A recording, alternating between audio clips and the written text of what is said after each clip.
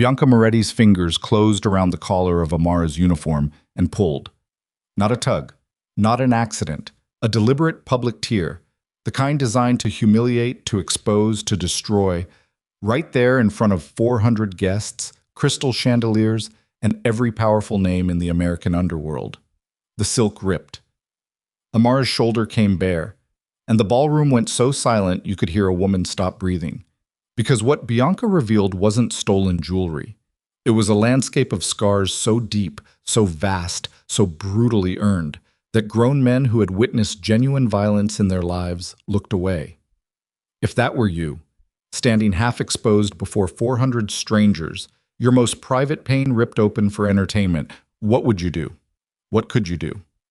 Before we go further, if stories about dignity, hidden heroism, and the kind of justice that hits you right in the chest are what you're looking for, subscribe right now. Hit that bell. Drop your city or country in the comments.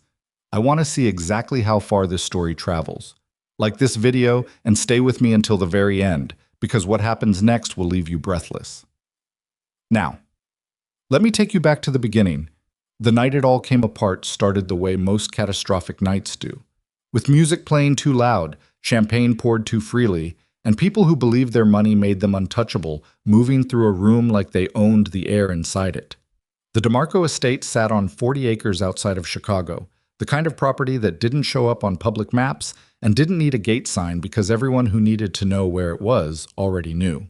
The mansion itself was 3 stories of pale limestone and arched windows, the kind of place that architectural magazines would have loved to photograph if Lorenzo DeMarco had been the sort of man who welcomed cameras anywhere near his life. He was not. Tonight, though, the estate was lit like a cathedral. 372 guests had been invited. Another 30-plus had shown up attached to someone important enough that turning them away would have been its own kind of insult. There were senators in the East Corridor talking to men whose names would never appear on any Senate floor. There were celebrities near the terrace who had learned somewhere along the way that the most interesting parties were the ones nobody posted about.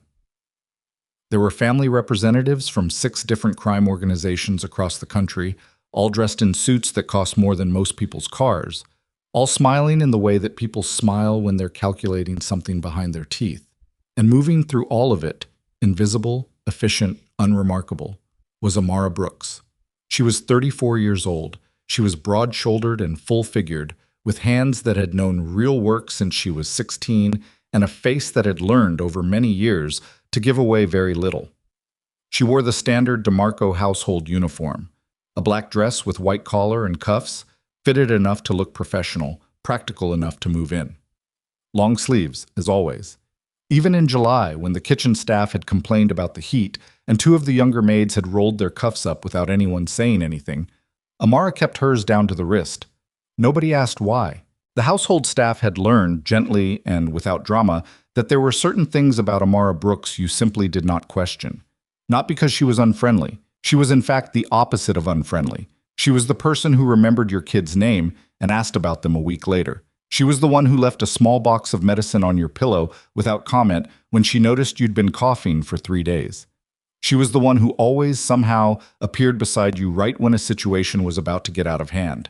Not inserting herself, not taking over, just there. A steadying presence you didn't realize you'd been counting on until you looked back and saw the pattern. She had been with the DeMarco household for 3 years and 8 months. She had applied for the position without knowing whose household it was. That sounds implausible, but the listing had been handled through 3 layers of employment agencies specifically designed to obscure the identity of the client. She'd been hired based on her references, her experience, and the quiet, unshakable composure she demonstrated during a 2-hour in-person interview conducted by the estate's head of household operations. A brittle, efficient woman named Mrs. Caruso, who later told the hiring committee, "She won't cause trouble and she won't leave. Those are the 2 things I need." Mrs. Caruso had been right on both counts. Tonight, Amara was managing the service team for the East and Central reception rooms. There were 11 other staff members under her informal supervision, none of them officially her responsibility. She wasn't a manager, didn't hold a management title, wasn't paid like one. But they gravitated toward her the way people gravitate toward whoever actually knows what they're doing. She had a clipboard she never looked at, because she kept the whole evening's logistics in her head. She knew when the canapé trays needed refreshing before they ran out. She knew the timing of the kitchen's output well enough to stagger the service, so guests in the back corridors got attended to without the front room ever looking understaffed. She could read a room's energy like weather. She had been reading this room's energy all evening, and what she felt in it was the specific electric charge of a night that wanted to go wrong. It wasn't anything she could have pointed to, not a single incident, not a person, not a word. It was more like the way old injuries can predict weather, an ache that runs ahead of the evidence. She had carried that particular instinct for a long time, years of developing it in harder circumstances than this. She noted the tension in the shoulders of two men near the bar who had been introduced as being on the same side but kept not quite making eye contact with each other.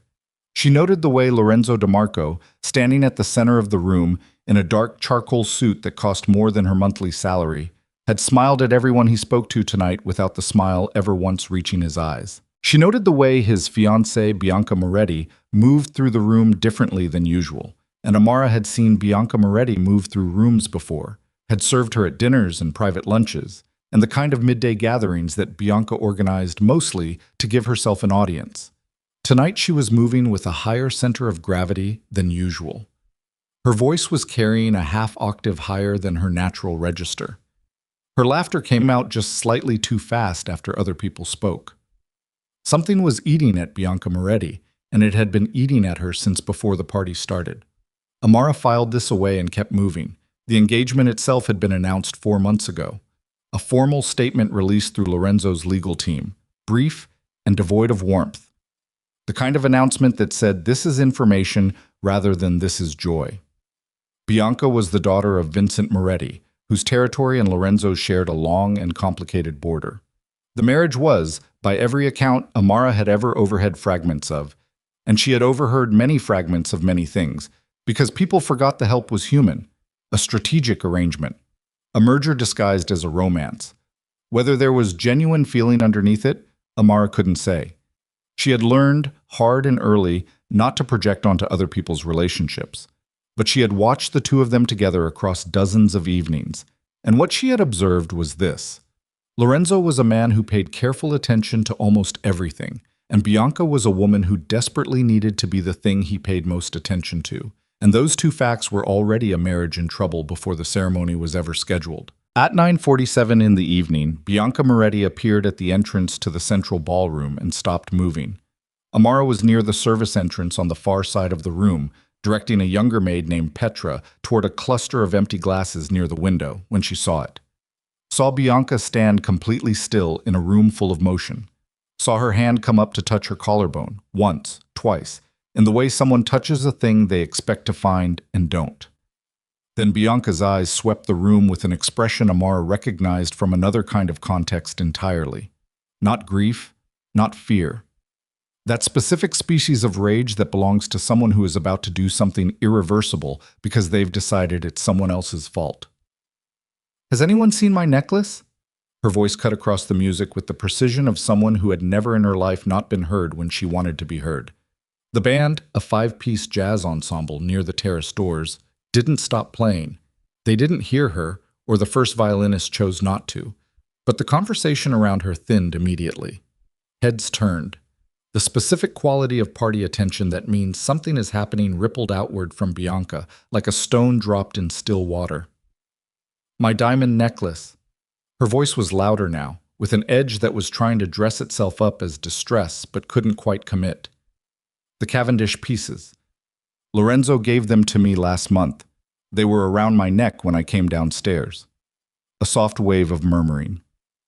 Lorenzo appeared from the direction of the east corridor, his expression controlled in the way of a man who had dealt with 1,000 crises and learned that the face you wear in the first 30 seconds shapes everything that follows. He moved toward her with purpose, but without rushing. "Bianca, what happened?" "Someone took it." She said it flatly, without looking at him. She was still scanning the room with those sweeping eyes. "Someone in this room took my necklace, and I want to know who." "Nobody took anything," Lorenzo said, and his voice was low enough that Amara from across the room could only read the shape of it on his face rather than hear the words. "These are guests. Not all of them are guests." Bianca's voice rose. Some of these people are staff. The word came out with a particular quality of contempt that Amara had heard before in other houses, other jobs, other rooms. A quality that treated the category of staff not as a description of employment, but as a verdict on a person's entire character, their entire trustworthiness, their right to be present in the same air. Amara did not stop moving. She had learned, across years and rooms and incidents more severe than this one, that the worst thing you could do when someone was actively looking for a target was to look like you were paying attention. She handed her clipboard to Petra, said something brief and quiet about the glasses, and turned her body slightly away from the center of the room. It didn't help. Bianca Moretti's eyes, sweeping the space with the methodical logic of someone who had already decided on a conclusion, landed on Amara. Amara Felt it before she saw it, that specific sensation of becoming the object of someone's certain attention. The room had about 200 people in it. There were 11 other staff members visible from where Bianca stood. There were, scattered through the guest list, at least 40 people who worked for someone in this room rather than attending as equals. And Bianca's gaze landed on Amara. Maybe it was because Amara was standing slightly apart from the cluster of guests. Maybe it was because she was black in a room that was, outside of the service staff, nearly entirely white. Maybe it was because Bianca had noticed her over the years of house visits and filed her away in the specific category of people I can use. Maybe it was simply that the violence inside Bianca that night was looking for the easiest, least defended target, and everything about the way the world had trained Amara to move through it, quietly, efficiently, without taking up too much space, had accidentally made her look exactly like that. You. Bianca moved through the room toward Amara. Not walking. Cutting. With the people between them parting slightly, the way people part for someone radiating that particular species of authority that comes not from being powerful, but from being completely willing to cause a scene. You were in my rooms earlier today. Amara turned to face her. Her expression was what it always was, careful, present, giving away nothing. Yes, ma'am, I serviced the second-floor suites this afternoon, as scheduled. And while you were in there, Bianca stopped 2 feet away, close enough that this was unambiguous. This was not a question being posed. This was an accusation being staged. My necklace was in the jewelry case on the vanity. Ma'am, I'm not finished. Bianca's voice was loud enough now that the music had become irrelevant background noise and people who had been having other conversations were no longer having them. You were in that room. You have access to every room in this house. You were there when it was there, and now you're here and it isn't there. And I think we all know what that means. The room had gone very still. 400 people, or close to it, were now oriented toward this moment with the helpless magnetism of witnesses to an accident, most of them not moving, not speaking, not intervening, because intervention would have required them to choose a side. And choosing a side in a room full of powerful people carried its own species of risk. Lorenzo had gone absolutely rigid. Amara could see him at the edge of her peripheral vision.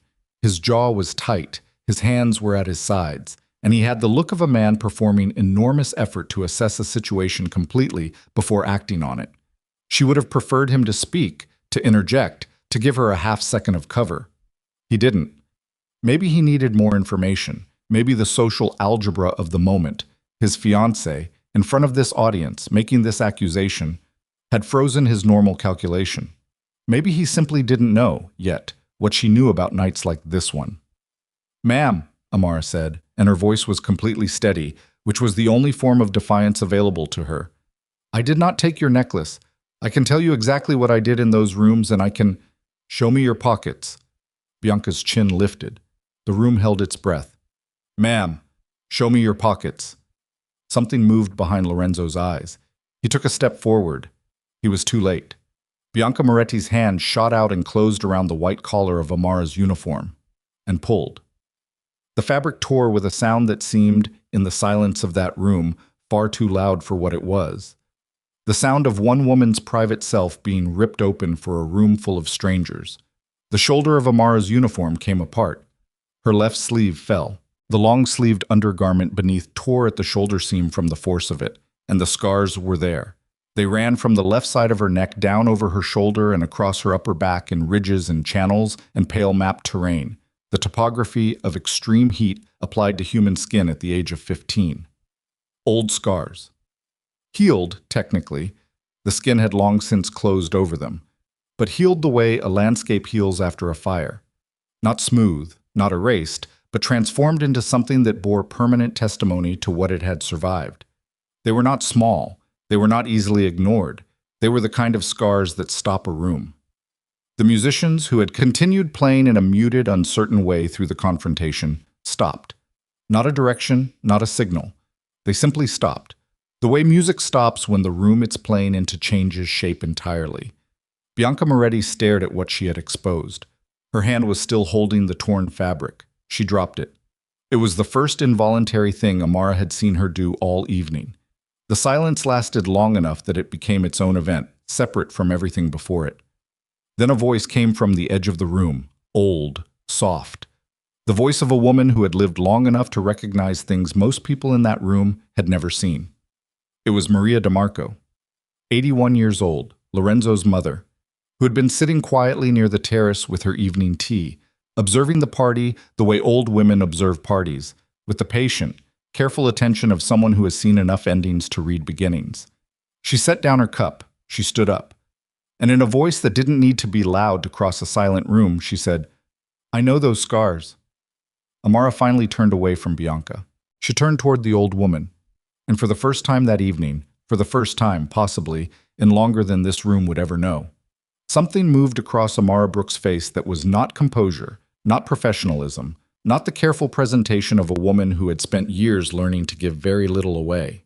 It was fear, real fear, the kind that comes not from danger, but from being seen, from having the one thing you have protected and carried alone for nearly 20 years look back at you across a ballroom floor.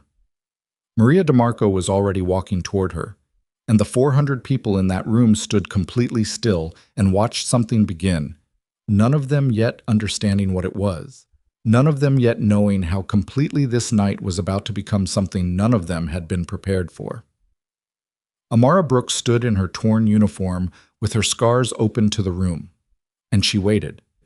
Because she had known, somewhere underneath all the years and all the careful quiet and all the long sleeves even in July, she had always known that the thing you run from does not stay where you left it. It waits. And eventually, without warning, in a room you thought was safe, it finds you. Maria DeMarco walked slowly. She had a cane she used on bad nights, but tonight she had left it by her chair, and she crossed the ballroom floor without it, moving through the parted crowd the way water moves, not forcing anything, not asking permission, simply finding the path that opened naturally ahead of her. She was a small woman. She had always been small. Lorenzo had inherited his father's height and his father's width across the shoulders, but from his mother he had inherited the eyes. Dark, still, the kind of eyes that missed very little and forgave even less. Those eyes were fixed on Amara now. Amara had not moved.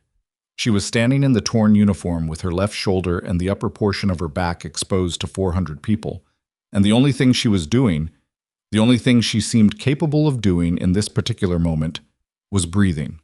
Small, controlled breaths, the kind you practice when you have spent years learning how not to fall apart in public. Bianca had stepped back. Not far, 2 feet, maybe 3, but the energy had shifted the moment Maria stood up, the way a room shifts when the person with the most accumulated authority in it decides to engage. Bianca was 28 years old, and she had grown up in a world where her father's name was a shield, but Maria DeMarco had been old when Vincent Moretti was still learning to shave, and the architecture of her presence in this house was not the kind of thing Bianca's youth or her father's name could simply walk through. Lorenzo hadn't moved either. He was still standing where he'd been when it happened, 6 feet to the left. And Amara had not allowed herself to look at him directly because she could feel the weight of his gaze on the side of her face like something physical, and she could not afford, right now, to know what expression was on it. Maria stopped in front of her. She was close enough that Amara could see the small tremor in her right hand that age had given her in the last few years. Close enough to smell her perfume, something old-fashioned and expensive that Amara had come to associate with the few times their paths had genuinely crossed in the house. Maria DeMarco was not a woman who spent much time in the public rooms. She kept to her suite on the second floor, to the garden on good mornings, to the small sitting room adjacent to the library where she had her tea and her newspapers and her private life. Amara had cleaned those rooms, had moved around the edges of that private life with the same careful invisibility she moved through everything. Now Maria was standing in front of her and looking at her face the way someone looks at a thing they are trying to place, not with the casual recognition of someone who has seen you before, but with the deep, effortful attention of someone reaching back through decades of accumulated memory to find something they weren't certain they hadn't imagined. Turn, Maria said softly, not a command, almost a request. Just a little.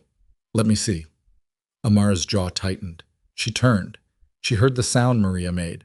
Not quite a word, not quite a gasp, something in between, the involuntary audio of a memory arriving with full force after a long time of being only half there. A sound like something releasing. I have looked at photographs of those scars for 29 years, Maria said. Her voice was not loud. It didn't need to be. The room was so quiet now that people near the back were leaning forward without realizing they were doing it. The hospital took photographs for their records. I asked for copies and they gave them to me because I begged them and because I had nothing else. She paused. I have been looking at this room every day for almost 4 years, and I never— Her voice broke just slightly along a hairline fracture she covered quickly. I never looked at the right person. Amara had her eyes forward. She was looking at a point on the far wall, a fixed, neutral point, because if she moved her eyes, she would have to look at something real, and she wasn't ready to look at something real yet. Mama. Lorenzo's voice came from behind her, not loud, controlled in the way of someone containing something large with significant effort. What are you saying? I'm saying what I know. Maria turned toward her son. Vito Carmine's building, Halsted Street, 1996, September the 14th. The gas explosion. She turned back to Amara. You were 15 years old. The fixed point on the far wall blurred slightly. Amara blinked it clear. Amara. Maria said her name for the first time, and the fact that she knew it, that she said it without asking, without checking, as though she had always had it stored somewhere, made something shift dangerously in Amara's chest. That was your name then too, wasn't it? A pause that lasted too long. Yes, Amara said. Her voice came out without the tremor she had been bracing against. She was mildly surprised. Someone want to tell me what happened in 1996? Said a voice from the crowd. Male, middle-aged, the voice of a man accustomed to speaking in rooms where people listened. One of the other family, Amara registered distantly. Someone who'd come from out of state for this party and was now finding himself at the edge of something he didn't have the context for. Nobody answered him. Sophia, Lorenzo said, and the name came out differently than everything else he'd said tonight. Rougher, less controlled, as though he was saying it in spite of himself rather than because he'd chosen to. You're saying— Your sister was 5 years old, Maria said. 3rd floor. The stairwell collapsed. The firefighters couldn't get to her. They told me afterward— They told me they were 2-3 minutes away, that she would have been fine if they'd— She stopped, started again. But she wasn't waiting for them. There was a girl, a teenager, one of the neighbors. She went through the stairwell. They said afterward it shouldn't have been passable, that what she did shouldn't have been possible, and she carried Sophia out. Maria's hand came up and touched the left side of her own neck, her own shoulder, the mirror image of where Amara's scars ran. She was burned this badly before she got to the 3rd floor. She carried my daughter out on burned skin. The silence in the room changed quality. It had been the silence of people watching a confrontation. It became the silence of people hearing something that cost something to hear. And then she was gone, Maria continued. The paramedics treated her at the scene, they transferred her to the hospital, and then her family moved. They wouldn't give us her address. She wouldn't give us her name again, only Amara. And there were so many Amaras, and she was so young, and they were protecting her, and I understood it. I understood why. But I spent— She pressed her fingers briefly to her mouth, put her hand down. I spent a very long time looking. Lorenzo was no longer where he'd been standing. He had moved at some point during his mother's account to a position slightly behind and to the right of Amara, and when she became aware of this, when she registered the quality of his stillness at that particular proximity, something in her went cold and quiet in the way of an animal that has assessed that the enclosure it thought it was safe in has changed shape. She didn't turn to look at him. "Is it true?" he said. It was directed at her. Only her. In a room of 400 people, it had the specific acoustics of something being said across a space of 6 inches. Amara exhaled once through her nose. "I didn't know it was your family," she said. "When I took the job. I want to be clear about that. I didn't know." "That's not what I asked." "Yes," she said. "It's true." The sound that moved through the room was collective and involuntary. Not a gasp, not a murmur, but something between them. The sound of 400 people adjusting to a reality that had just been rewritten.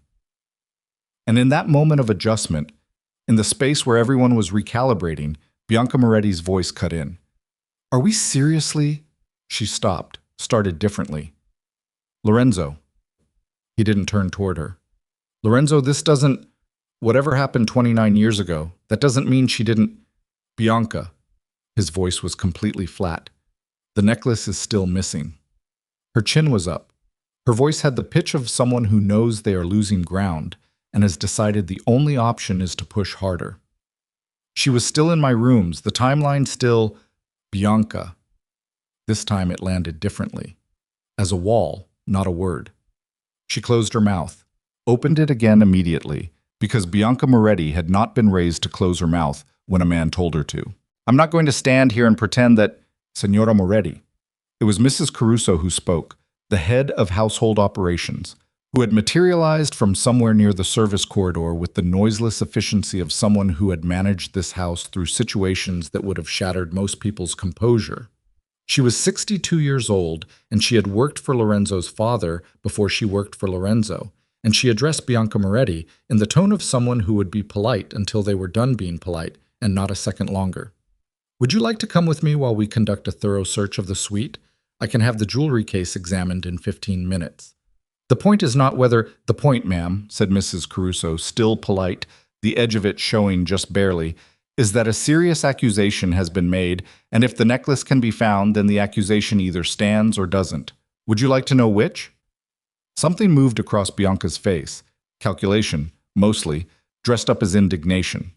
She had been in rooms like this long enough to know the territory of a trap, and she was doing fast arithmetic on whether following Mrs. Caruso upstairs was a retreat or the only move that didn't make things worse.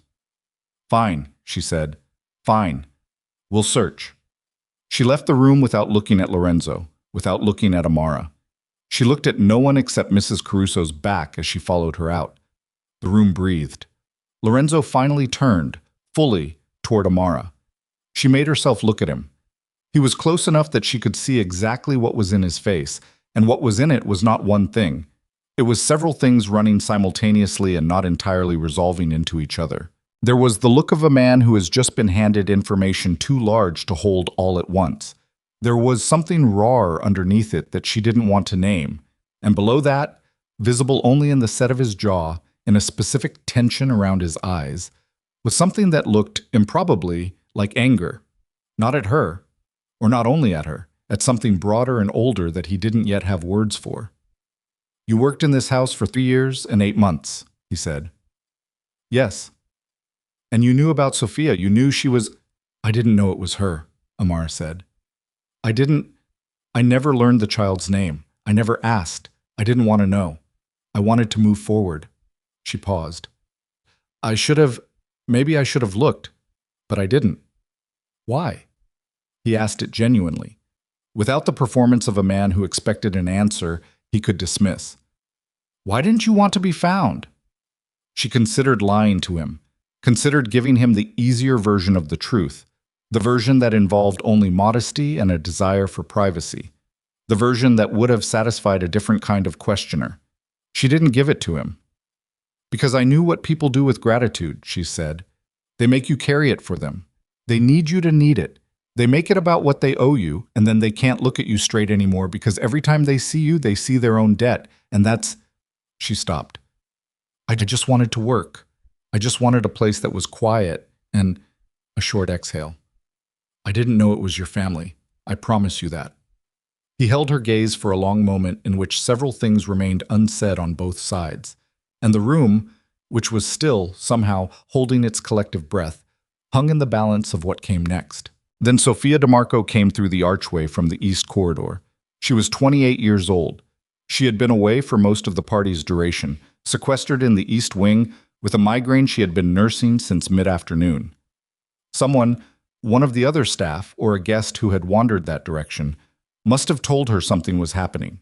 She came in wearing a dress that was slightly wrinkled from lying down, her dark hair partially undone from its arrangement, moving with the focused purposefulness of someone who had heard enough of a summary to be alarmed. She saw her mother first, then Lorenzo, then Amara. She stopped. She was 28 years old and she had no memory of the fire. She'd been 5. She had a general knowledge of it. It was the kind of foundational family story you absorb through decades of dinners and quiet references and your mother's occasional unguarded moments. But she had no memory of the inside of it, no memory of smoke or heat or being lifted, no memory of a teenage girl who had gone through a collapsing stairwell on burning skin to reach her. She had grown up knowing that a girl had saved her life. Her mother had told her that, had made it a concrete fact of her existence rather than a vague piece of luck. Because Maria DeMarco had believed, still believed, that you ought to know the full weight of what you'd been given. Sofia knew that a girl had saved her. She just had never been able to find her. What happened? Sofia asked. She was looking at Amara with the particular confusion of someone trying to locate a memory they weren't sure they had. Sofia, Maria's voice was very soft. Come here, sweetheart. Sofia came to her mother. Maria took her hand. And then, with the directness of a woman who had stopped believing in the kindness of slow revelation sometime in her 60s, Maria simply said, This is Amara. She's the one who carried you out. Sofia went absolutely still. The kind of still that is not about the body. The body keeps doing its things, breathing, standing, holding her mother's hand. But the person inside it goes somewhere for a moment, somewhere that isn't this room, isn't this year, isn't any year that can be easily named. She went somewhere private and returned from it slowly, in stages, while Amara watched and could not look away and could not arrange her own face into the careful neutral she had been maintaining for the past 20 minutes. You, Sofia said. Not an accusation, not like Bianca had said it. A different you entirely. The you of someone recognizing a thing they have only ever experienced as an absence. I used to think about you, Sofia said. Her voice had the slight breathlessness of someone operating above their emotional weight class. When I was a teenager, I used to think about what I would say if I ever found you. I had speeches, very elaborate speeches. A sound came out of her that was almost a laugh and not quite. I don't remember any of them. You don't need to say anything, Amara said. Her voice came out lower than she intended, more exposed around the edges. Don't tell me that. Sofia shook her head. Please don't, let me at least… She stopped. Her eyes were very bright, and she was clearly doing the same thing Amara had been doing for the past 20 minutes, which was refusing to let it become something she couldn't stop. Were you here this whole time? You've been in this house… I didn't know, Amara said again, for the 3rd time, as if repetition would do something to the weight of it. I swear to you, I didn't know it was your family when I took the job. But you stayed. I stayed. When you realized, I stayed, Amara said. And that was the whole of it. That was the sentence that contained everything she wasn't going to explain further. Sofia looked at her for a long moment with those bright eyes that were losing the battle.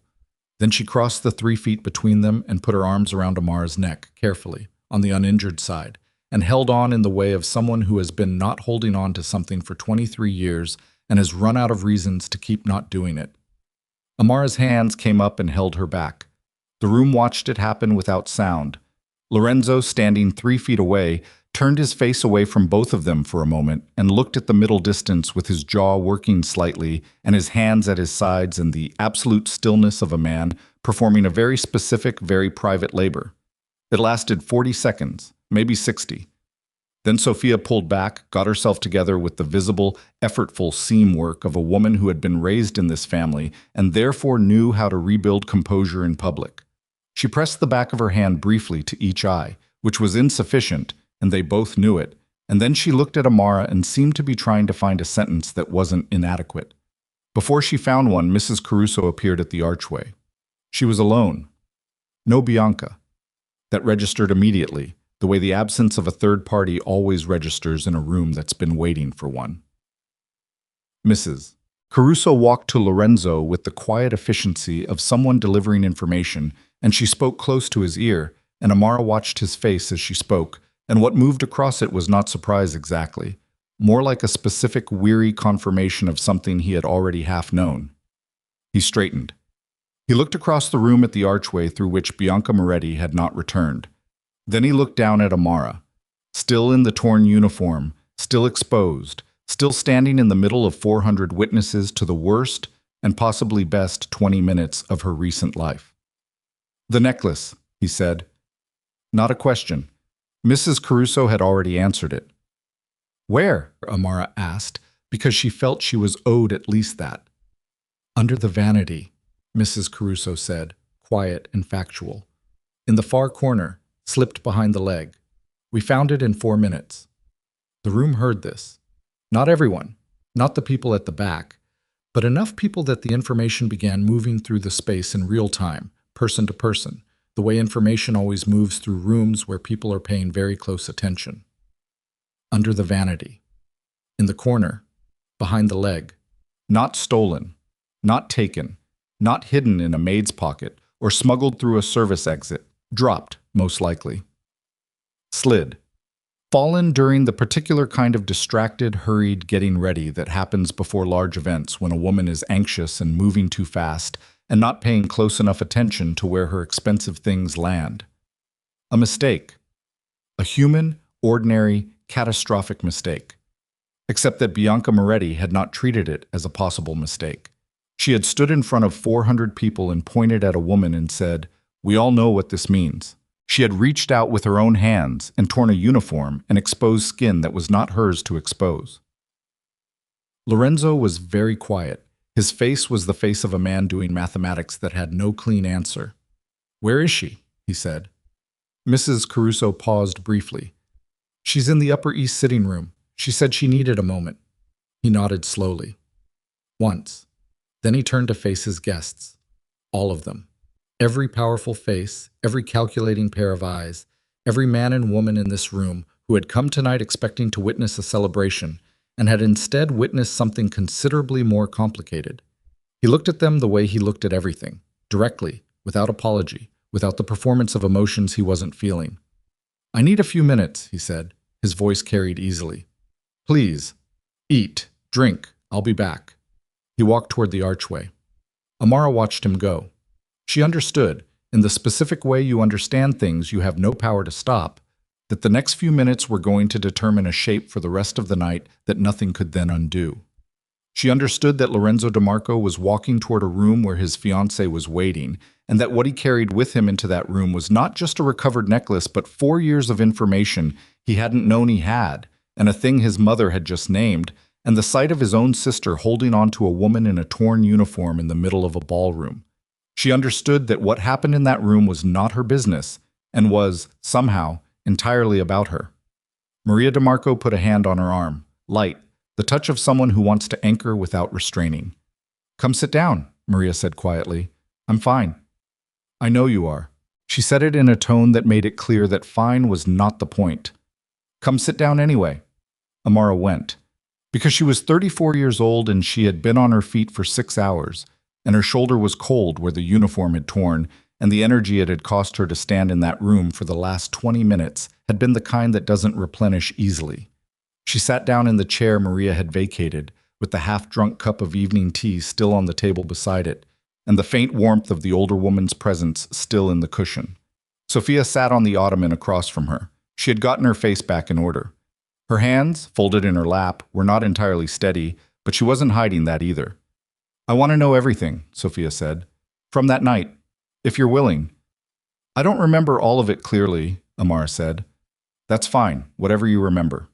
Amara looked at her. At this woman who had been a 5-year-old child on a 3rd-floor landing in a burning building, who had grown up not knowing the name of the person who had changed the whole direction of her existence, and who was now sitting across from her on an ottoman in a ballroom full of strangers and asking to know.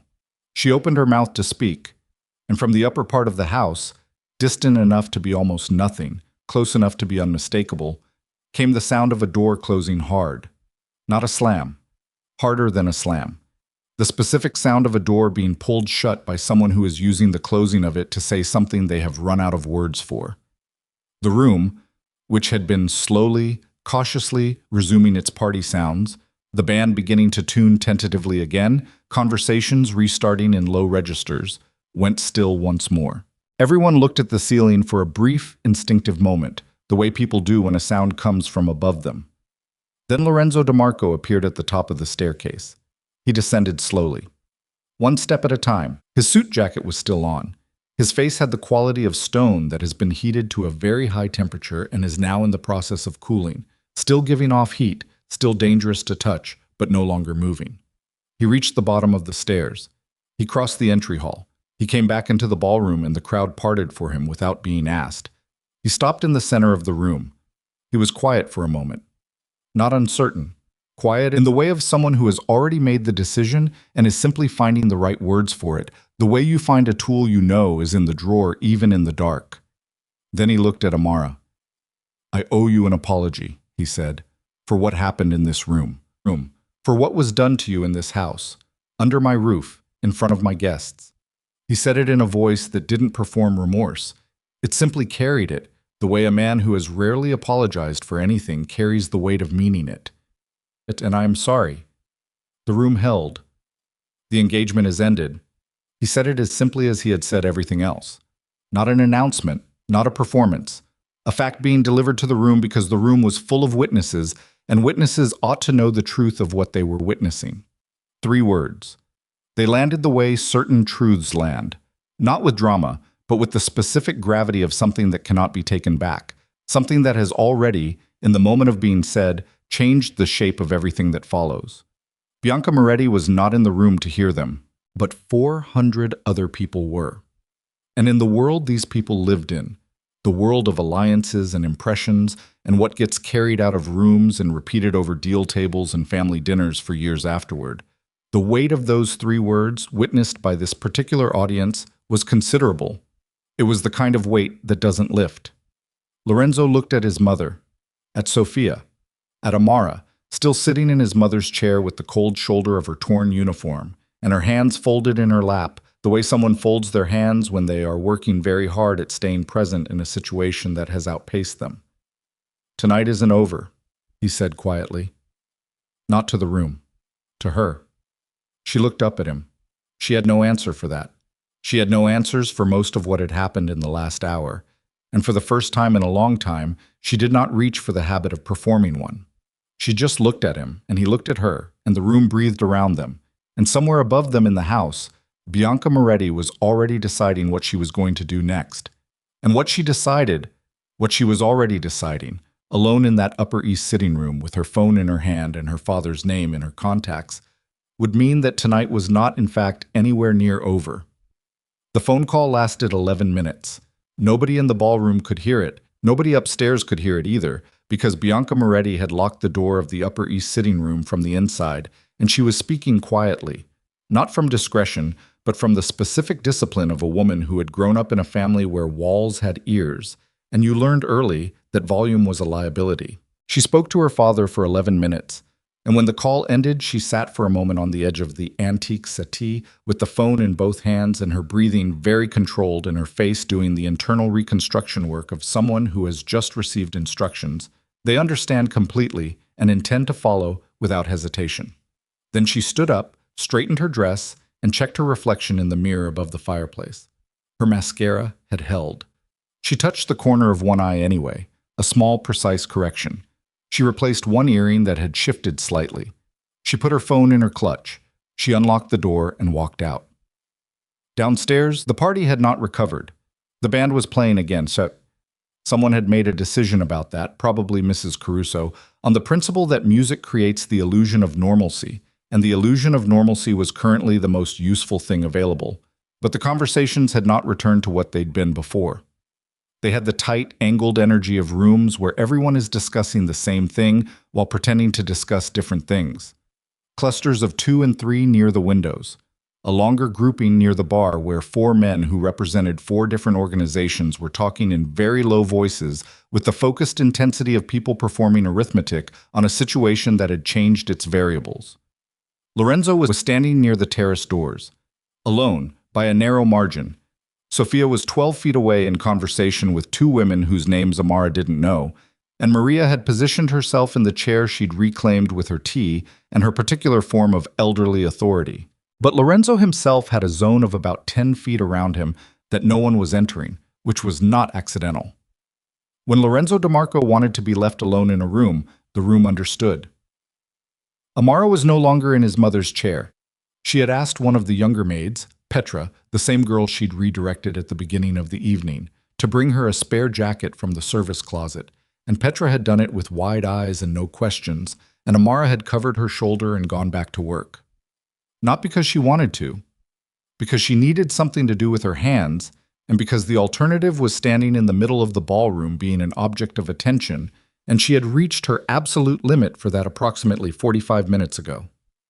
She was collecting empty glasses from a side table near the east archway when Bianca came down the stairs. She heard the change in the room before she saw the cause of it. That same ripple in still water effect, the way attention moved through crowds. She turned. Bianca descended the staircase with a composure so complete it looked manufactured, which it was, and which everyone in the room old enough to recognize performance could see clearly. But the younger faces, the less experienced ones, read it differently. Read it as control, as dignity under pressure. A few of the women near the base of the stairs shifted their postures slightly, the unconscious body language response to someone projecting authority. She reached the bottom of the stairs. She did not look for Lorenzo immediately. She accepted a glass of champagne from a passing tray with a murmured thank you that was audible to the three people nearest her and no one else. She took a sip. She allowed the room to see her being calm. Then she walked toward Lorenzo. Amara watched. She was not the only one. Lorenzo watched Bianca approach with the expression of a man who has already drawn a line and is now watching someone walk directly toward it. His hands were in his pockets. His weight was balanced. He had the stillness of someone who has made a decision and is not going to be moved from it, which was a specific kind of stillness that people who knew him well recognized and people who didn't tended to misread as openness. Bianca stopped 2 feet in front of him. "We should talk privately," she said. "I said what I needed to say." "Lorenzo," her voice was very even. "My father just called me." A small pause. Lorenzo's expression did not change in a way that anyone watching from a distance would have caught. But Amara, from where she stood, saw his jaw shift fractionally. "I assumed he would. He wants to speak with you, tonight. He's welcome to call. He wants to meet, not on the phone." Bianca took a small step closer. Not aggressive, calibrated. The step of someone who has been told exactly how much space to take up in this conversation. "Lorenzo, I understand you're angry. What I did was, I made an accusation I shouldn't have made without more certainty. I can acknowledge that. I'll acknowledge it to her directly if you want me to." She paused to let that sit. "But what you said out there in front of those people, you understand what it means. You understand what it costs both our families. I understand exactly what it means. Then you know that it can't just stand, that my father won't—" "Your father," Lorenzo said, "doesn't have a vote in my house." It came out clean and cold, without the performance of anger, which made it considerably more effective than anger would have been. Bianca absorbed it without visible reaction, which confirmed, if confirmation was needed, that she had been well prepared for this conversation. "He has a vote in the territory," she said quietly. "You know that. What you said tonight in front of Carmine's people and the Valdez representatives and, Lorenzo, you humiliated my family in a room full of people who will interpret it as a signal. You know how this works. You know what a public break means when it happens in front of—" "What happened to that maid in front of those people?" Lorenzo said, and his voice went lower rather than louder, which was more dangerous. "Was also a signal, wasn't it?" Bianca's composure held, just barely held. A very fine crack appeared at the corner of her mouth. Not quite a twitch, not quite a flinch, and she covered it immediately. "I made a mistake," she said. "You made a choice. Don't call it a mistake. Lorenzo, you chose her." He said it with complete precision. Out of every person in this room, on a night when you could have chosen anyone or no one, you chose the one person who had the least ability to fight back. And then you used your hands. He stopped, looked at her for a moment with something in his eyes that wasn't anger and wasn't grief and was somehow harder than both. That's not a mistake, that's a character. And I've been watching it build for 4 months, and tonight it finished building, and I see what it is. The room had gone quiet again. Not completely. The music was still technically playing, a muted background insistence, but quiet enough that the people in the nearest 15 feet were definitely hearing this, which both of them knew, and neither of them moved to address it. "You're going to throw away everything," Bianca said, "because of a maid." "I'm going to rebuild everything," Lorenzo said. "And yes, it started with a maid. I'm good with that." She looked at him for a long moment with an expression that cycled through several things too quickly to name. Then the calculation in it settled into something harder and more specific. "My father won't take this quietly," she said. "I know. He'll move on the South Side Agreement. He'll pull the Calumet arrangement. I know what he'll do," Lorenzo said. "I've known Vincent Moretti for 20 years. I know exactly what he'll do, and I've already spent the last 40 minutes thinking about it." A pause. "Tell your father I'll be in touch. In a week. When everyone's had time to think. Tell him nothing that happened tonight needs to become a war. But that depends entirely on him, not on me, and he knows me well enough to understand I mean that." Bianca held his gaze for 3 more seconds. Then she looked away first, the first time all evening she'd done that, and in the looking away something in her posture changed. Not dramatically. She didn't crumple, didn't display it, but something settled into a different position, like a load-bearing wall that has developed a crack that isn't visible from outside yet. "I'll tell him," she said. She turned and left the ballroom for the second time that night. She didn't come back. The room recalibrated again, in its third major recalibration of the evening, and the music got slightly louder, and the conversations resumed, and Lorenzo turned back toward the terrace and stood looking out at the garden for a moment with his hands still in his pockets and his face very quiet. Then he turned and found Amara with his eyes. She was still by the side table, still technically working, though the tray in her hands had been empty for several minutes. He crossed the room. He stopped close enough that the conversation would be private. "Stop working," he said. "Mr. DeMarco, you're done for tonight. I'm telling you, you're done." Not unkind, not quite gentle, simply direct, in the way of a man who had spent an evening being indirect by necessity and had exhausted his appetite for it.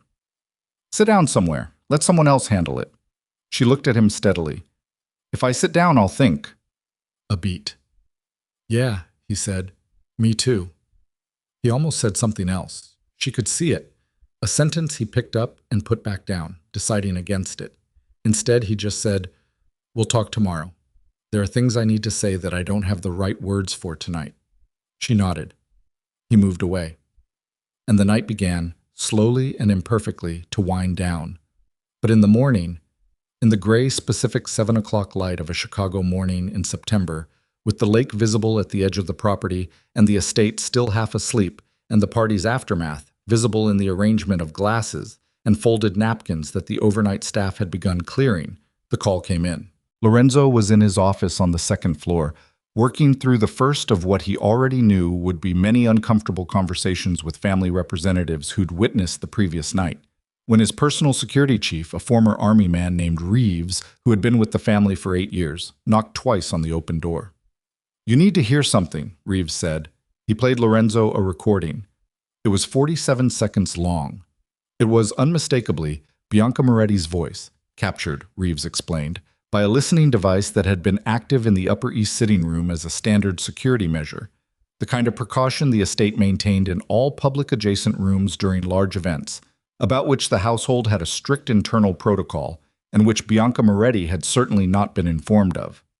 The recording was of a phone call, not the 11-minute call with her father, a different call, placed 23 minutes after Lorenzo had left the hallway. 4 minutes long. In it, Bianca spoke to a man whose voice Reeves had already run through identification. It was Marco Ferretti, who worked logistics for the Vitale family out of Detroit, and whose connection to the Moretti organization was known, but whose connection to the specific subject of the conversation was not. The subject of the conversation was Amara, not the accusation, not the necklace, not any of what had happened in the ballroom. The subject was what came before it. The necklace had not fallen behind the vanity leg by accident. Bianca Moretti had placed it there herself, on purpose, that afternoon. Not because she wanted a dramatic party moment, not because she was impulsive or careless or operating on assumption, because she had known, for 6 weeks, who Amara was. She had known before most of the DeMarco family knew. Someone in the household. The recording didn't name them, but the language implied an employee who had been providing information to the Moretti side for some time, had flagged Amara to Bianca's attention after Maria DeMarco had apparently been showing signs, in private conversations, of a growing certainty about a housekeeper who'd worked for her son for nearly 4 years. Maria had said something to Sophia. Sophia had said something to a friend. The friend, it turned out, had a connection that eventually reached a Moretti ear. And Bianca had understood, with the cold clarity that was her genuine nature underneath the composed exterior, that if Maria DeMarco confirmed who Amara was, if that story reached its natural conclusion in this household, in front of these witnesses, the emotional reality of what Amara had done for this family would entirely eclipse the strategic reality of what the Moretti marriage was supposed to accomplish. Because you cannot build a transactional alliance on the foundation of a debt that runs this deep. Because a woman who carried a child out of a burning building on burnt skin has a claim on this family that no engagement contract can match. Bianca had seen it before Lorenzo had, before Sophia had, before anyone, and had decided to move first. Had decided that if Amara could be removed from the house, quickly and publicly, and with enough disgrace attached to her name that no one would spend time questioning the story, then the problem resolved itself. The accusation was not impulsive. The accusation was a plan. Lorenzo listened to all 47 seconds of the recording twice. He sat without moving. Reeves stood by the door the way he always stood, present, unobtrusive, waiting. When it finished the second time, Lorenzo set down the phone very carefully on the desk. He was quiet for long enough that it stopped being a pause and became something else. "Where is she?" he said. "Amara." "Her room," Reeves said. "She didn't leave last night. She's been in the domestic wing." Lorenzo stood up. "Get me Carmine," he said, meaning Michael Carmine, his family's attorney and the man who had handled the formal engagement agreement. "And get me the list of household employees going back 30 months. Everyone who had access to the second floor, specifically Mrs. Moretti's visits." He picked up his jacket from the back of the chair. "And don't let anyone leave the property without clearing it with me first. That's going to raise questions from the overnight guests. Tell them there's a brunch." He put the jacket on. "Tell them whatever you want. Nobody leaves until I know the shape of this." He went downstairs. The domestic wing was at the north end of the ground floor, a corridor that connected the main house to the service areas, lined with small rooms that were the functional equivalent of on-site housing for staff, whose positions required early mornings or late nights. Amara's room was the third from the end. She'd been in it for 3 years and 8 months, and it looked, Lorenzo noted when Reeves knocked and she opened the door, like someone who had been living in a place without ever quite deciding to stay. The bed was made with hospital corners, there were no photographs on the walls. The single shelf above the small desk had 3 books on it and a fold of paper that turned out, when he looked later, to be a receipt for a children's hospital donation. She was already dressed. 7 in the morning and she was already dressed, which told him everything about how well she'd slept. She looked at his face and read it the way she read rooms, quickly, accurately, and without the buffer of wishful interpretation. "What happened?" she said. Not a question. He came in, closed the door behind him, stood in the small room with its one window and its made bed and its absence of photographs and said, "I need you to listen to something." He played her the recording. She listened with her arms crossed over her chest and her eyes on the middle distance and her face doing the careful neutral, until the point in the recording where Bianca said the name of the employee. Then something happened to Amara's face that she did not successfully control. A fracture. Brief, not small. Because the name was Petra. Petra, who had brought her the jacket last night. Petra, 22 years old with the wide eyes and no questions, who Amara had spent the better part of a year mentoring informally, teaching the logistics of service, the management of multiple rooms under pressure, the particular skill of reading a situation before it escalated. Petra, who had apparently been reporting to the Moretti side for somewhere between 4 and 8 months according to what the recording implied. The 47 seconds ended. The room was very quiet. "She was in your corner last night," Lorenzo said.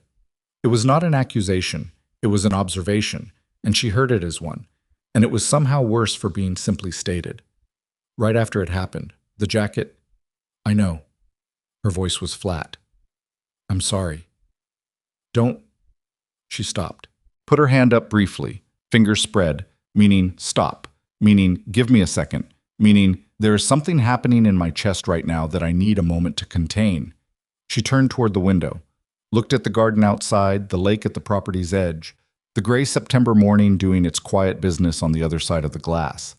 She stood there for about 30 seconds. Then she turned back. "Bianca's gone," she said. "She left at 6 this morning, before I heard the recording. She knows you might find it, that's why she left early." Amara said it the way someone says 2 plus 2, not as a revelation, just a fact following from another fact. She's already managing this from her father's side. She's going to say the recording is fabricated or misinterpreted, or that you're retaliating because of the breakup. "Yes," he said. "And her father is going to push on the South Side arrangement the way she told you he would. Except now he's pushing from a position where he can make it look like you're the one who broke faith first." "Yes." "And the employee she was using, Petra, is 19 doors down from this room and doesn't know yet that I know." Lorenzo looked at her steadily. "What are you saying?" "I'm saying I understand the shape of this," Amara said. "I've been living in shapes like this my whole life, just usually without the ballroom." She said it without self-pity, which was what made it land the way it did. He sat down on the edge of the desk chair, the only chair in the room, because standing felt suddenly like a performance of something he wasn't currently performing. He sat and looked at her and said, "What do you want to do?" She blinked. "I'm sorry?" "You heard me." "I'm a housekeeper," she said, "in your house. This is not a decision You're the person at the center of this, and you're the person Bianca was trying to remove, which means you have more at stake in what happens next than almost anyone in this building. So I'm asking you what you want to do." He paused. "You can walk away, right now. I'll give you whatever—" "Don't offer me money," she said sharply. The first real edge she'd put into her voice since the ballroom. "Please don't do that." "I wasn't going to offer you money," he said, though he had been about to, and she knew it, and they both let that stand. "I was going to say you can walk away and I'll make certain nothing follows you. Your name stays clean. The household knows the truth about last night. That's something." She looked at him for a long moment. "Or," she said. "Or you stay," he said, "and we figure out what comes next, together. Which is going to be complicated and involve people like Vincent Moretti, deciding whether to make this personal and involve my needing to know I can trust the people around me. And will involve you being visible in a way you clearly have spent most of your adult life avoiding." She was quiet. Outside the window, a bird started up somewhere in the garden, a regular, cheerful noise that was completely indifferent to the conversation happening on the other side of the glass. "The girl," Amara said. "Petra. I'll handle her. Don't fire her." She said it quickly. "She's 21 years old and someone found a lever and used it on her. Find out what the lever is before you do anything else. She might not have understood the full— Amara." He said her name the way his mother had said it last night, knowing it, owning it, without uncertainty. "That's not what I asked you." She looked at him. Something moved in her face that was not the careful neutral, not the composure, something underneath those things that had been down there for a long time and was now pressing upward against the surface with the specific pressure of a thing that has been held in place by effort and is running low on the energy to keep doing it. "I'm tired," she said. And she meant it in the specific structural way of someone describing not last night's fatigue, but the accumulated weight of years of careful invisibility, of long sleeves in July, of moving through rooms that weren't yours and tending to lives that weren't yours and carrying a thing you had done at 15 in your body every single day while the world moved around you without knowing. "I know," he said. "I'm tired of being the person nobody sees until someone needs a target." "I know." "So if I stay," she said, and her voice changed, not louder, but denser, carrying something it hadn't been carrying before. "It's not as a housekeeper. I don't know what it looks like, but not that. No, he agreed. Not that. She nodded once, very slightly. And in that nod was the entire irreversible weight of a decision that had just been made. Outside, somewhere in the house, a door opened and closed. The sound of the estate beginning its morning.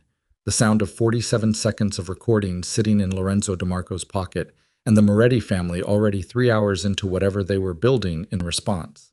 The sound of a young woman named Petra making coffee in the kitchen 19 doors down without knowing that the architecture of her position in this house had just been fundamentally altered.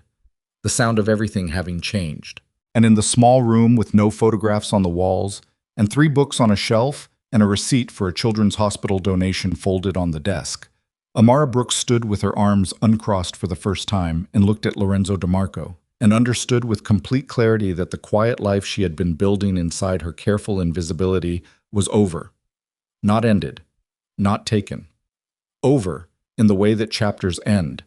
Not with loss, but with the specific, terrifying finality of a door that has been closed from the inside by your own. The first thing Lorenzo did after leaving Amara's room was find Reeves. The second thing he did was call Michael Carmine. The third thing he did, and this was the thing that told everyone in the house who understood him that the situation had moved past negotiation into something harder, was cancel every meeting on his calendar for the next 4 days and tell his assistant, a careful young man named Dario, that he was unavailable to everyone except 3 specific people, and that if Vincent Moretti called, he was to be told that Lorenzo would reach out when he was ready and not before. Dario wrote all of this down without asking questions, which was why he still had the job. By 9 in the morning, the estate had a different quality to it. The overnight guests had been served breakfast in the main dining room with the promised explanation of a brunch, and most of them had read the temperature of the house accurately enough to eat quickly and leave without pressing for more information than they'd been given. The ones who lingered were the ones who understood that lingering might provide useful intelligence, and Reeves had identified all 3 of them by 9:15 and had a quiet conversation with each that resulted in their departure by 10. By 10:30, the house was down to family, core staff, and Carmine, who had arrived in a gray suit and the expression of a man who had been doing this work long enough that almost nothing surprised him anymore, and who sat in Lorenzo's office with a yellow legal pad and listened to the 47-second recording with his pen completely still. When it ended, he said, "Play it again." Lorenzo played it again. Carmine made 3 notes, small, precise notations in the margin of his pad that Lorenzo couldn't read from across the desk. "The recording itself is legally complicated," Carmine said. "The device was installed with the estate's standard security protocol, which means it's defensible on the property rights side, but using it as evidence in any formal proceeding is going to require—" "I'm not thinking about formal proceedings," Lorenzo said. Carmine looked up. "I'm thinking about what Vincent Moretti does in the next 72 hours, Lorenzo said, "and I want to know exactly what leverage this gives me in that conversation." "Significant leverage," Carmine said carefully, "if he knows about it. He'll know about it when I tell him. And if he calls your bluff, it's not a bluff." Carmine tapped his pen once against the pad. "Lorenzo, I've worked for this family since your father was running things, and I'm going to say something you may not want to hear." He waited to see if Lorenzo was going to stop him. Lorenzo didn't. "Vincent Moretti is a man who has ended alliances over considerably less than this. If his daughter engineered this, if she planned the accusation, planted the necklace, used a household employee, that means it was sanctioned. Bianca Moretti does not operate independently. You know that. I know that. Which means Vincent knew what she was doing, which means he was trying to remove a woman from your house before your family could consolidate an emotional debt to her. I know that. Which means the recording doesn't embarrass him. It confirms a strategy that he was already prepared to defend." Lorenzo looked at him for a moment. "Are you telling me not to use it?" "I'm telling you to understand what you're walking into," Carmine said. "Because once you play that card, there's no version of this where Vincent Moretti accepts the result gracefully. He will move on the south side. He will pull Calumet. And depending on how the other families read the situation, 2 or 3 of them may decide to realign while the territory is unsettled. Let them." Carmine set his pen down. "Lorenzo." "I said let them." He said it without raising his voice, which was the version of it that closed the conversation. "I know the cost. I've been running the numbers since 6 this morning, I know what it costs and I'm paying it. A pause. What I need from you is the documentation for dissolving the engagement agreement formally, the legal protection for the household employee recordings, and a very clean paper trail establishing that Amara Brooks has been a full-time employee in good standing in this house for 3 years and 8 months with an impeccable record. Carmine picked his pen back up. The last one is easy. The first two I can have ready by end of day. Good. There's one more thing. Carmine said it with the slight hesitation of a man delivering information he'd rather not deliver. I made some calls this morning after Reeves briefed me on the general situation. There's a conversation happening, not here, not in this office, but among the people who were at the party last night. And the consensus is developing that what you did in that ballroom was, he chose his next word with visible care, admirable on a human level, quite admirable, but strategically it reads as a display of sentiment over practicality. And in the world you operate in, that reading has a specific consequence. I know how it reads. It reads as a weakness. I know. Lorenzo looked at him steadily. That's fine. Carmine studied him for a long moment with the expression of a man recalculating something significant. Then he said very quietly, "Who is she?" "You know who she is. You just heard the, not in the context of the recording, to you." He said it simply. "Who is she to you, Lorenzo?" The question sat in the room. Lorenzo was quiet long enough that it became its own kind of answer. "Someone worth the cost," he said finally. Carmine nodded once, made a note, and returned to his legal pad. Amara, meanwhile, was in the kitchen, not working. The staff had made that clear. 2 different people had gently redirected her attempts to help with the morning cleanup, and after the second one, she had understood that she had been quietly reclassified overnight from colleague to something that no one yet had a category for, and that until the category existed, the kitchen would be a place where she was offered tea and a seat rather than tasks. She took the tea. She didn't take the seat. She stood at the kitchen window and drank the tea and thought about Petra. Petra was not in the kitchen. She had been in the kitchen earlier. Amara had heard her voice, recognized the particular cadence of it, the slightly high register of a young woman who performed cheerfulness as a habit. And then the voice had stopped, and Amara had not heard it since, which meant Reeves had already had his conversation.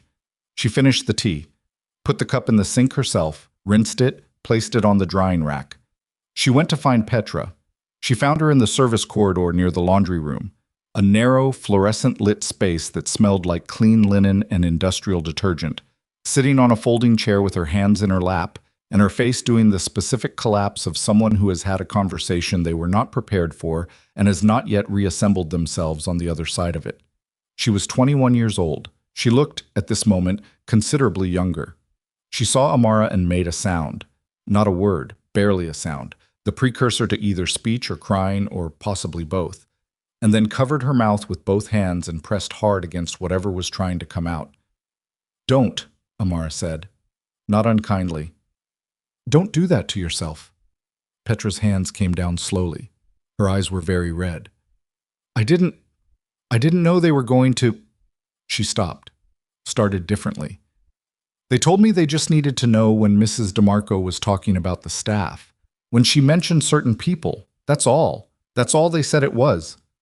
"Who approached you?" "A woman. She came to my cousin's house. She said she was a Moretti family liaison." The word liaison came out with the specific awkwardness of someone repeating a word they were given rather than one they chose. "She said it was about household security, and it was being done through unofficial channels because, I don't know, she had a reason. I can't remember the exact—" "How much did they pay you?" Petra flinched. $400? It was a small amount.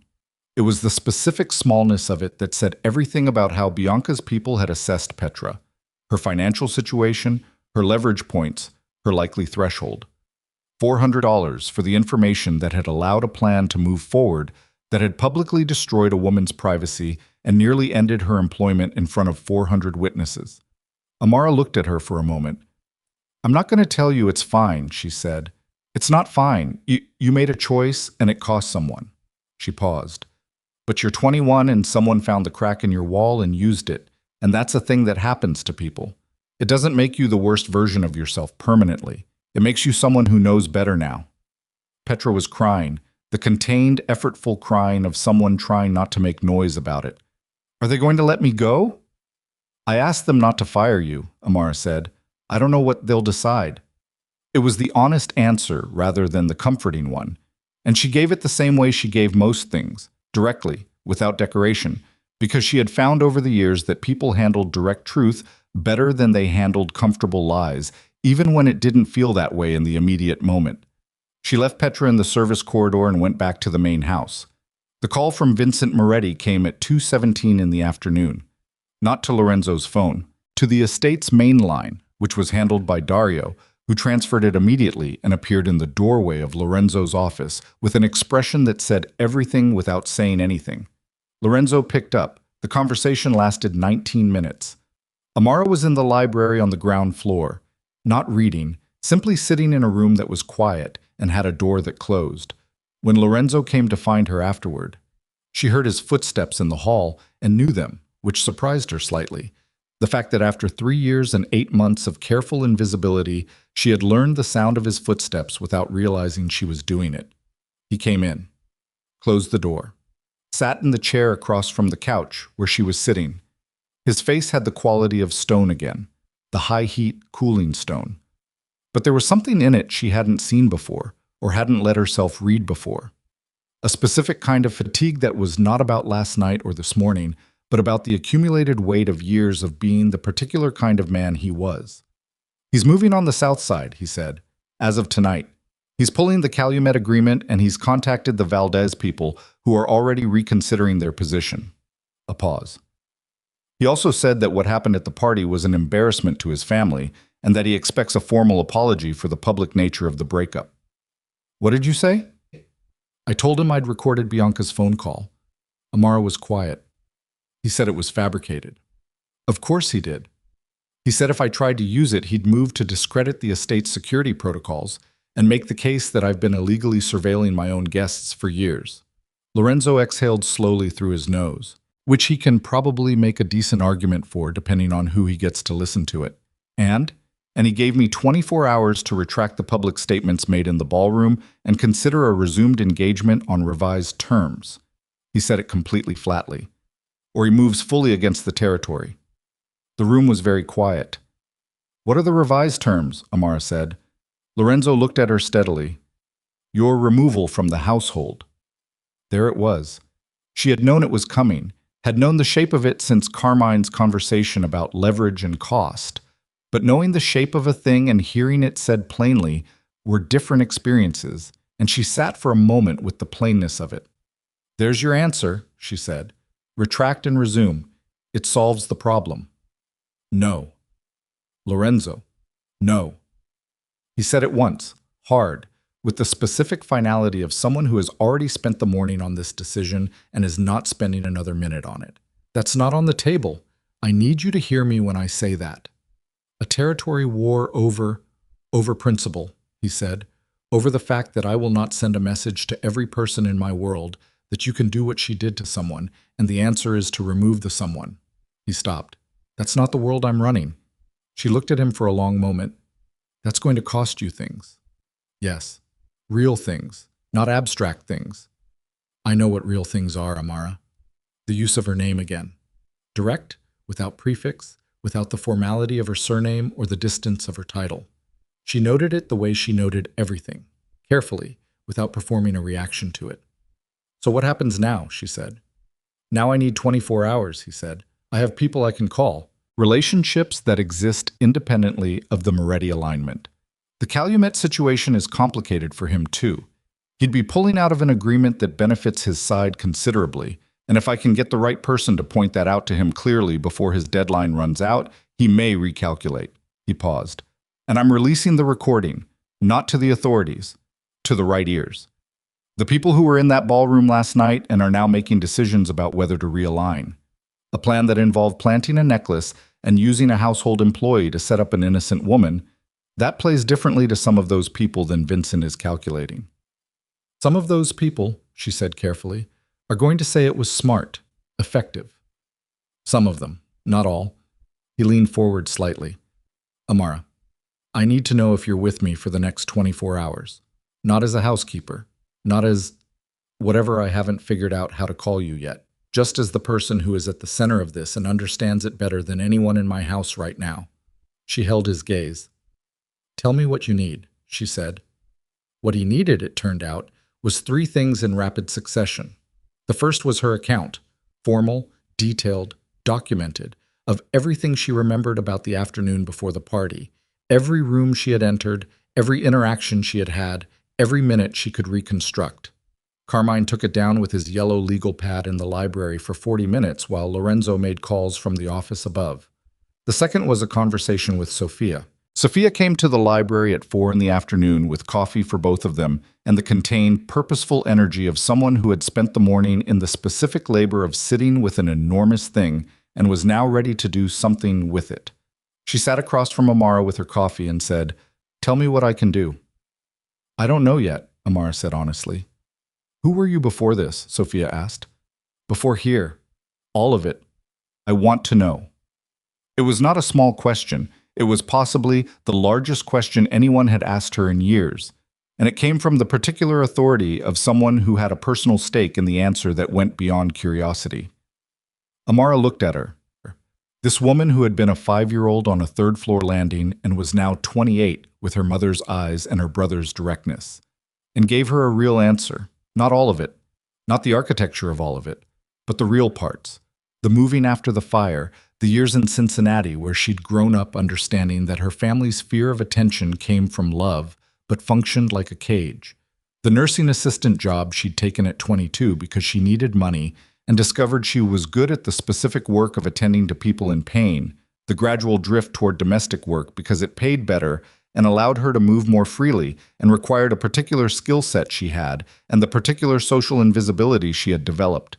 The donations she made, small ones, to the burn unit at Chicago Children's, not because she had planned it, but because she'd driven past the building one afternoon in her second year here and turned in on impulse and written a check at the front desk before she'd fully decided to. Sophia listened without interrupting. When Amara finished, Sophia sat for a moment. "You've been taking care of people your whole life," she said, "since you were 15. "I don't think of it that way." "No," Sophia said. "That's how I think of it." She picked up her coffee. "My brother is going to do something with this. Something bigger than I think he's told you yet. And when he does, I want you to know that I'll be there. Not as a favor. Because you've already earned whatever comes next 100 times over, and I intend to say so wherever it needs to be said." It was the third thing Lorenzo needed. Sophia, standing up in a room full of the right people, saying exactly that. He got his chance at 6:45 in the evening. Two of the family representatives who had been at the party, men named Caruso Ricci and Delano, whose families operated in New Jersey and Pennsylvania respectively, and whose realignment would significantly affect the regional balance, had agreed to come to the estate for a private conversation. Not a formal meeting, nothing on paper, the kind of conversation that happens over dinner and a good bottle of wine and determines the direction of several $1 million worth of territorial arrangement. They came. They sat. Lorenzo served them himself, which was unusual, and they both noted it. And the dinner was good because Mrs. Caruso, whatever her feelings about the current situation, ran a house that fed people well regardless of context. And then Lorenzo played them the recording. Caruso Ricci set his fork down slowly. Delano said nothing for a long moment. Then, "This is from your own estate security system?" "Yes." "And Moretti knows you have it?" "I told him at 2 this afternoon." Delano looked at Caruso Ricci. Something moved between them. The compressed communication of two men who have known each other long enough to conduct entire conversations in a glance. "The woman," Caruso Ricci said. "The maid. I was in the room last night. I saw what happened." "You know what happened," Lorenzo said. "Now you know why." Another glance between them. "Vincent's not going to fold on this," Delano said. "Even with the recording, you know that." "I know. I'm not asking him to fold. I'm asking both of you to hold your positions until the shape of this becomes clear. That's all. 24 hours. "And if Vincent moves in 24 hours? "Then we'll know who he is," Lorenzo said simply. "And so will everyone else." Caruso Ricci picked his fork back up. He ate for a moment in silence, which was, in the specific etiquette of these dinners, a form of agreement. Not a declaration, not a commitment, an agreement to wait. Delano reached for his wine. They ate. At 8:47 that evening, a car arrived at the estate's gate. Not announced. Not expected. Reeves picked it up on the camera system and was in Lorenzo's ear via earpiece within seconds of it appearing. Blacktown car, 2 plates. 1 driver, 2 passengers. Plates come back to a transport company that has a history of Moretti logistics use. Lorenzo was in the dining room, Caruso, Ricci, and Delano still at the table. He excused himself with a word, stood, walked to the hallway. "Open the gate," he said quietly to Reeves. "Lorenzo."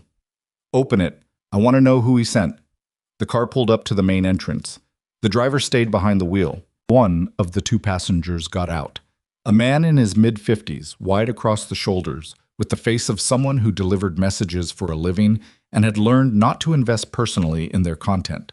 The second passenger did not get out immediately. Then the car door opened, and Bianca Moretti stepped out. She was not in the dress from last night.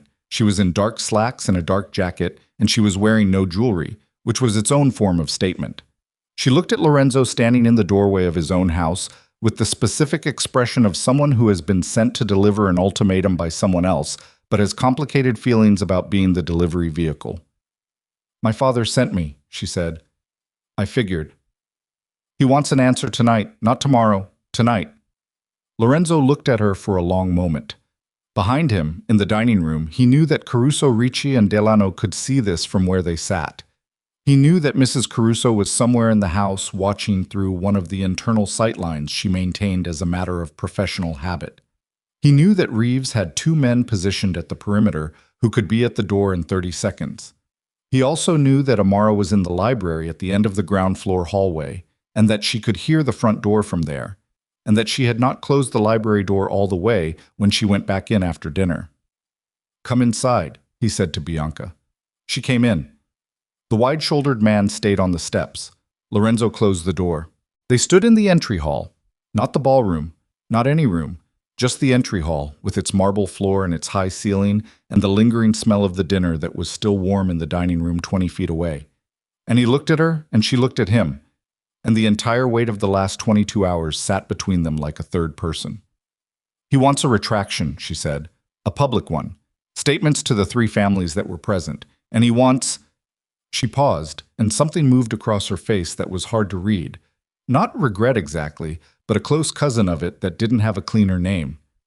"He wants Amara gone. He said it's not negotiable." "I know what he wants." "Lorenzo, he will burn the Southside Agreement tonight if you don't answer him." "Bianca." He said her name once, quietly. "Did you know who she was? Before the party?" A silence. "Answer me," he said. "Not because it changes what's happening, because I want to know if you knew what you were doing." She held his gaze for 3 seconds. 4. The kind of count where every number is a decision. "Yes," she said. "I knew." The word landed in the marble-floored hall and stayed there. From somewhere down the hallway, from the direction of the library with the door not fully closed, there was no sound, no gasp, no sharp intake of breath, no movement. Just the continued silence of someone who had heard something they may have suspected but had not known, and was now in the process of knowing it. "She saved your sister's life," Lorenzo said. "You knew that, and you stood in that ballroom and you—" "I was protecting my family's position," Bianca said. Her voice was even, steady. She was not apologizing, had not come here to apologize, and the steadiness of her voice in the absence of apology was somehow more damning than anything else she could have said. "The same way you protect yours. The same way everyone in this world protects theirs. You know how it works, Lorenzo. You have always known how it works." "Yes," he said. "I do." He turned toward the hallway. "Amara," he said. Not loud. Knowing she could hear him. Knowing she was standing 12 feet away behind a door that wasn't fully closed. 3 seconds of silence. Then the library door opened, and she came out, and she stood in the hallway, and she looked at Bianca Moretti, and Bianca looked at her. And the night pulled itself into the shape of what it had always been heading toward since the moment Bianca's hand closed around a uniform collar and pulled. The shape of a moment where there was no longer any version of this that could be managed from the edges. No version that allowed anyone to stay partially hidden, partially safe, partially committed. The shape of a point where everyone in the hall had to be exactly and entirely who they were. Amara looked at Bianca, and her face was not the careful neutral. It was something older than that, and quieter, and in some way that was difficult to name. It was... Amara looked at Bianca, and her face was not the careful neutral. It was something older than that, and quieter, and what it finally, after 3 years and 8 months and 29 years before that, allowed itself to be, was simply tired of performing anything at all. She looked at Bianca Moretti in the marble entry hall with the dinner smell still in the air and the wide-shouldered man visible through the sidelights of the front door, and she said nothing for a long moment. Just looked. The way you look at something you have been trying to understand and have finally understood. And the understanding is neither satisfying nor relieving. It is simply true. And true things have a weight that doesn't negotiate. Bianca held her gaze. To her credit, if credit was the word, she held it. She did not look away, did not perform contrition, did not reach for the version of this moment that might have made her more sympathetic. She stood in the entry hall of the house she had expected to one day own and looked at the woman she had tried to remove from it, and she held very still. "You knew," Amara said. Her voice was low and even and entirely without performance. "About the fire. About Sophia." "Yes." "For 6 weeks." "Yes." "And you decided the right answer was to make me a thief in front of 400 people."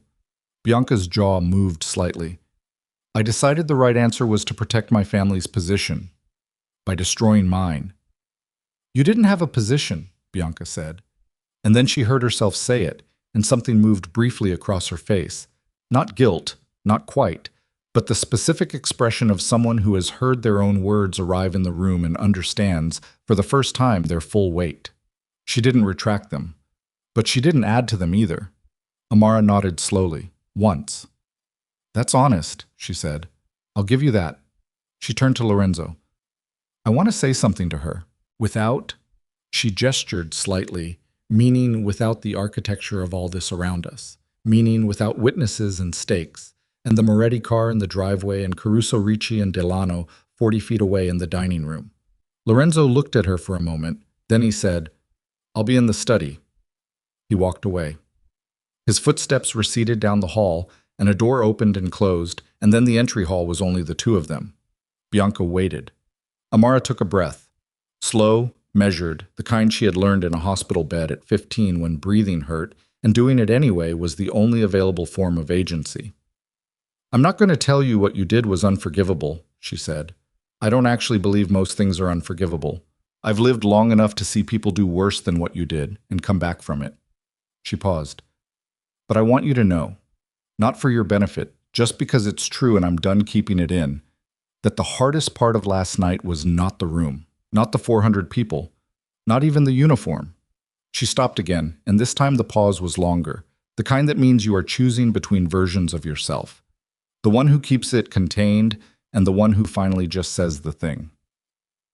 The hardest part was being 15 years old again for about 30 seconds, standing in a burning hallway with my skin on fire and understanding that no one was coming and the only available option was to go forward. And then you brought me right back there, in the middle of a ballroom, in front of strangers. You reached into the most private thing I have ever carried, and you used it as a prop. Bianca's breathing had changed, slightly, audibly. She was still standing very straight. "And I need you to know," Amara continued, "that I'm telling you this not because I want anything from you. Not an apology. Not your father's decision. Not anything. I'm telling you because you're a person who made a choice and then made another one. And at some point in your life, those choices are going to come back and find you in a quiet room. And when they do..." She let that sentence end without finishing it. "That's all." The entry hall was very still. Bianca said nothing for a long moment.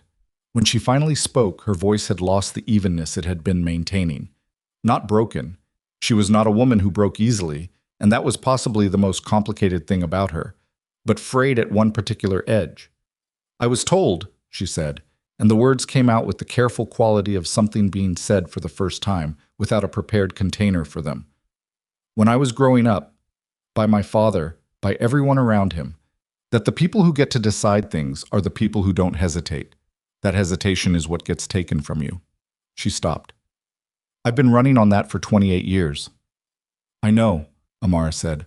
I'm not asking you to. I know, Amara said again, not forgiving, not dismissing, simply acknowledging, the way she acknowledged most things, directly, without the artifice of pretending the thing wasn't there. I know what you were running on. That doesn't change what it cost me. But I know. Bianca looked at her for a long moment. Something moved in her eyes that she didn't try to name, and Amara didn't try to name for her. Then Bianca turned and walked to the front door and opened it, and went out to the car without looking back, and the wide-shouldered man followed her, and the door swung closed behind them, and the sound of the car on the gravel drive faded toward the gate. Lorenzo came back from the study. He stood in the entry hall and looked at Amara, and she looked at him, and neither of them said anything for a moment. Caruso, Ricci, and Delano, she said finally, still at the table. Go back in, finish the dinner. Amara, Lorenzo. She said his name without the prefix for the first time, without planning to. It arrived in the air between them, and they both noticed it, and neither of them addressed it directly. Go finish the dinner. Do the work you need to do. I'll be here. He held her gaze for 3 seconds. Then he turned and went back to the dining room. She stood alone in the entry hall for a moment. Then she went to the kitchen and made herself a cup of tea, and she stood at the kitchen window in the dark with the tea in both hands and watched the property lights reflecting on the distant surface of the lake. And she let the evenings settle around her the way evenings settle when the worst of them is over, and what's left is simply the fact of having survived. She did not cry. She had not cried since she was 15 years old, not about any of this. She was aware that this was probably not entirely healthy, and she was also aware that some things become structural after long enough, and you build around them rather than through them, and what you build can be solid and real and worth having, even if the thing underneath was never fully resolved. The tea cooled in her hands. She drank it anyway. Vincent Moretti moved on the South Side arrangement at midnight, exactly as promised, exactly as threatened. A message delivered through legal channels citing breach of good faith in the engagement dissolution, triggering a contractual clause that allowed him to withdraw from 3 joint operational agreements covering territory on Chicago's South Side. Lorenzo had been expecting it. He had, in the hours between the dinner and midnight, made 6 calls to 6 different people, and by the time the Moretti withdrawal was formally registered, 4 of those 6 people had already made their own decisions. Not all in Lorenzo's favor. One of them stayed neutral, which was honest, and one of them moved toward Moretti, which was also honest, and which Lorenzo had factored in. But 2 of them held, and one of them, Caruso Ricci, who had sat at the dinner table and heard a 47-second recording and then watched Bianca Moretti's car leave the driveway, made a call of his own at 11:15 to a mutual contact in the Calumet agreement, and by morning the calculus had shifted enough that Vincent Moretti's withdrawal cost him more than it cost Lorenzo. Not dramatically. Not cinematically. Not in the clean way of a victory that can be announced. In the real way, the slow and complicated way of territory and relationships and accumulated trust, the way that plays out over months and years rather than in a single night, and that requires patience and consistency and the kind of long-game thinking that Lorenzo DeMarco had, it turned out, been building toward for a long time without fully knowing what he was building it for. The Calumet arrangement held. The South Side took 3 months to stabilize and cost Lorenzo 2 agreements and 1 relationship that he had valued and mourned the loss of privately, and didn't discuss publicly, because some costs are simply costs, and dressing them up as anything else is a form of dishonesty he had no patience for. He did not resume the engagement. He did not call Bianca. He sent a formal communication through Carmine to the Moretti legal team that was civil and complete and left no reasonable ground for escalation, and Vincent Moretti received it and was furious. And then, over the course of approximately 8 weeks, became something other than furious. Not reconciled, not friendly, but the pragmatic kind of settled that powerful men arrive at when they have run the arithmetic sufficiently many times to understand that a war is more expensive than the alternative. No war came. Petra was not fired. She was reassigned to the estate's second property, a smaller house an hour north of Chicago, with a formal warning in her file and a conversation from Mrs. Caruso that was, by all accounts, thorough enough that Petra would not require a second one. 3 months later, she sent Amara a card, a real card, on paper, bought from an actual store, with a message inside that was 11 handwritten lines, and that Amara read twice and then put in the drawer of the desk in her new office, next to the receipt from Chicago Children's and a photograph that Sophia had given her. The photograph was from 1996. It had been in Maria DeMarco's collection for 29 years. A newspaper photograph, slightly blurred in the way of photographs taken at a distance under difficult conditions, showing the exterior of the burning building on Halsted Street. In the foreground, barely distinguishable from the surrounding movement, was the shape of a teenager carrying a child. The details were lost in the blur and the smoke. But the shape was there. Amara kept it in the drawer rather than on the wall. When Sophia asked her once why she didn't display it, she said, "Because it's not the part of the story I need to remember every day." Sophia thought about that for a while and then said she understood, and she did, or she came as close to understanding it as anyone who hadn't been 15 years old in that hallway could reasonably get. The Amara Foundation was not Lorenzo's idea alone. That was a version of the story that got simplified in the telling over time, and Amara let it be simplified because she had no investment in correcting the public record on minor points, and because the foundation itself was more important than the narrative of its origins. But the truth was that it came from a conversation between the two of them in the library on a Tuesday afternoon in November, 3 months after the party, when the immediate crisis had settled enough that they could think past the immediate crisis for the first time. Lorenzo had been working at the desk. Amara had been reviewing a proposal from a nonprofit organization that served burn survivors on the North Side, reviewing it not because anyone had asked her to, but because it had arrived in Lorenzo's mail and he'd left it on the side table, and she'd picked it up and started reading and then couldn't stop reading. "This organization is underfunded by about 60% of what they need," she said. Lorenzo looked up from his work. "How do you know?" "I've been reading their financial structure for the last 40 minutes. She looked up. "They're doing good work. They're just nobody's paying attention." He set down his pen. "What would you do with it?" he said. "If you had the resources." She looked back down at the proposal, then back at him. "I'd build something around it," she said. "Not just burn survivors. First responders who develop long-term trauma from the work. Kids who end up in the system because a fire takes out their family and nobody coordinates the support. People who fall through the cracks in the immediate aftermath because the cameras move on." She paused. "I've been thinking about it for a while. I just didn't—" She stopped. "Didn't have a reason to say it out loud," he said. "Didn't have a place for it," she corrected. He looked at her for a moment. "You have a place for it." She held his gaze. "Yeah," she said quietly. "I think I do." The Amara Foundation was incorporated in January. Amara served as executive director. The board included Lorenzo, Sophia, Michael Carmine, a woman named Dr. Renata Osei, who ran the burn unit at Chicago Children's Hospital, and who wept quietly when she understood the full scope of the funding being committed, and a former Chicago Fire Department lieutenant named Gerald Mack, who had been in treatment for post-traumatic stress for 3 years, and who came to his first board meeting 10 minutes late and apologized with the particular awkwardness of a man who was not yet comfortable being in rooms where people were glad he was there. He became comfortable over time. They all did. The first year of the foundation funded 12 organizations, provided direct support to 41 families, and established a scholarship program for the children of first responders who had been killed or permanently disabled in the line of duty. The second year, they doubled those numbers.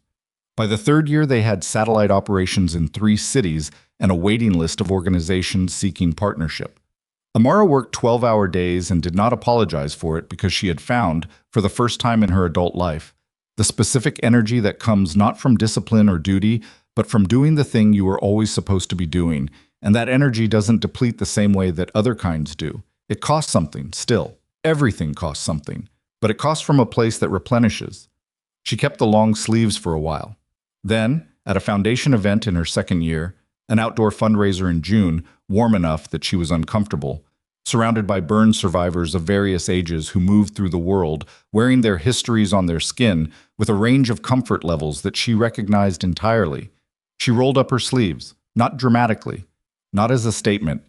She did it the way you do anything when the cost of not doing it finally exceeds the cost of doing it, practically, quietly, without announcement. A 12-year-old girl at the event, who had been burned in a kitchen fire 2 years earlier and was attending with her foster mother, looked at Amara's arm and then looked at her own arm, which bore similar topography, and said, "Are yours from a fire too?" "Yes," Amara said. "Does it still hurt?" Sometimes, Amara said. "Less than it used to." The girl nodded with the specific evaluating gravity of a 12-year-old processing information that matters. Then she said, "My friend at school says mine are ugly." "What do you think?" Amara asked. The girl considered this with genuine seriousness. "I think they're weird looking," she said finally, "but they're mine." "That's exactly right," Amara said. The girl went back to the lemonade table. Amara watched her go and then stood for a moment in the June afternoon with her sleeves rolled up and the sun on the scarred skin of her forearm, and felt something that was not happiness exactly, but was in the same neighborhood as it. The neighborhood where you have stopped waiting for a version of your life that looks different from the one you have, and have started actually living the one you have, and discovered that it is fuller and stranger and harder and better than the waiting place was.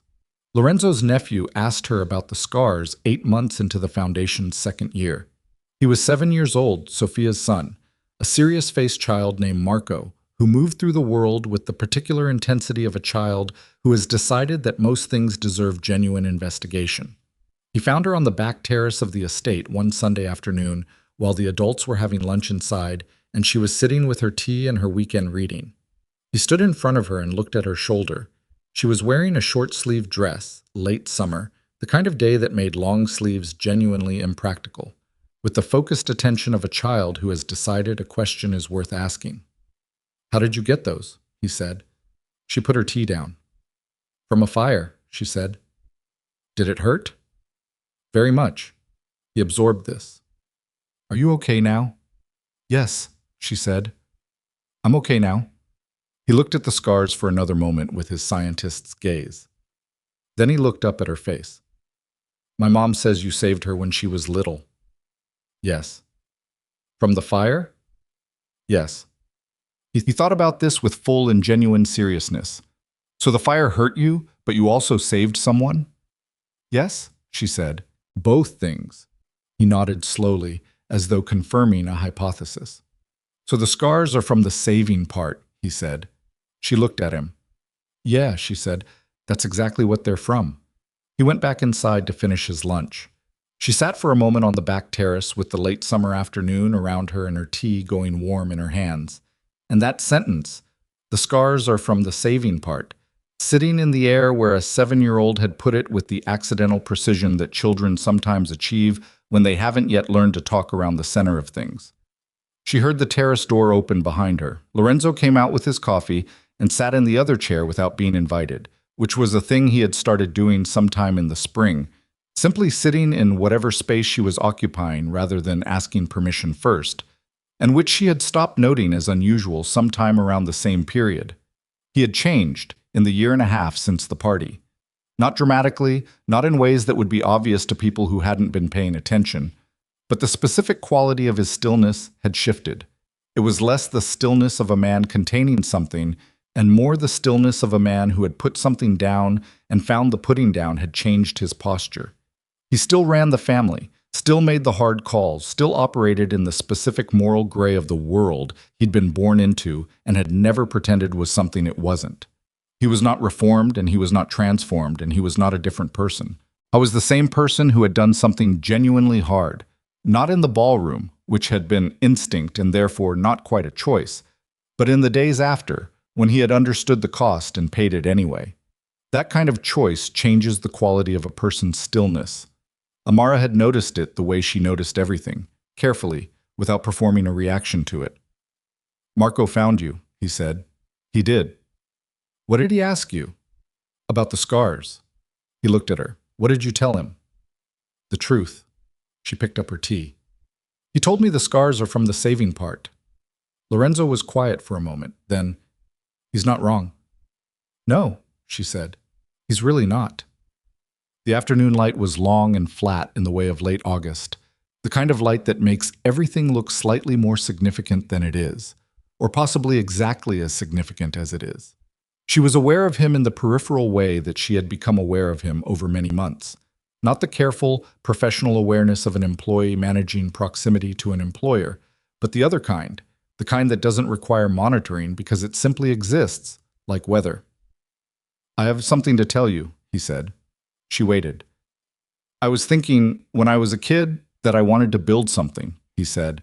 "Not take over something, not inherit something, build it from something real."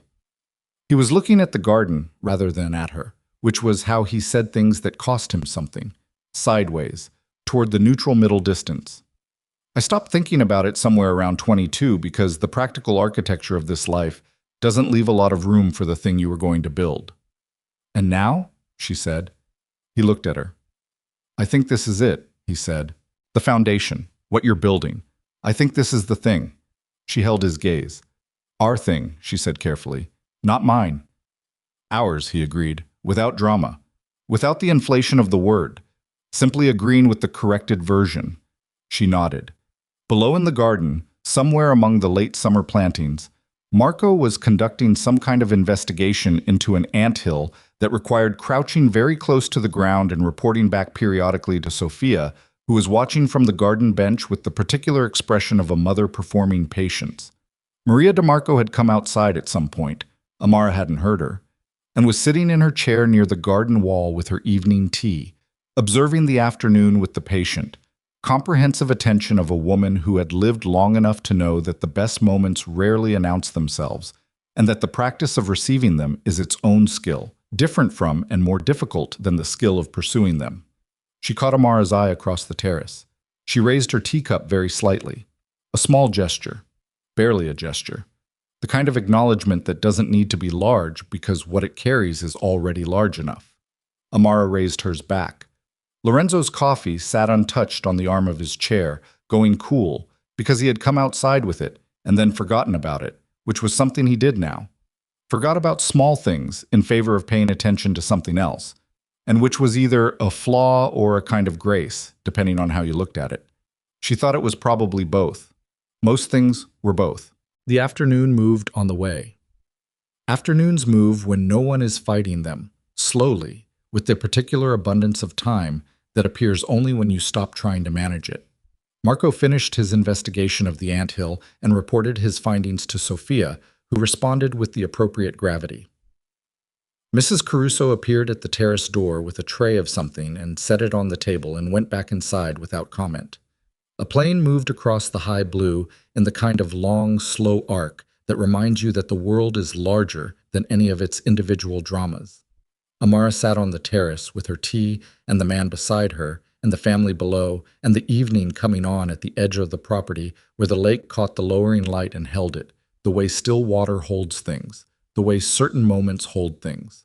Not forever, nothing holds anything forever, but long enough. Long enough to mean something, long enough to count.